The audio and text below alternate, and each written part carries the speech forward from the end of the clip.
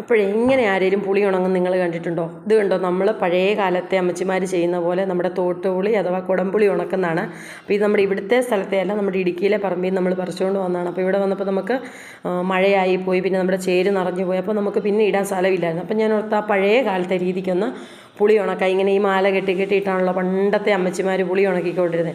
ഞങ്ങളുടെയൊക്കെ വീട്ടിൽ പഴയ കാലത്ത് അങ്ങനെയാണ് ഉണക്കുന്നത് കണ്ടേക്കുന്നത്. അപ്പോൾ ആ ഒരു രീതിക്ക് ഞാനിങ്ങനെ, അന്ന് വാഴവള്ളി അല്ലെങ്കിൽ നമ്മുടെ പാളയൊക്കെ ആയിരുന്നു കേട്ടോ അവരതിന് ഉപയോഗിച്ചുകൊണ്ടിരുന്നത്.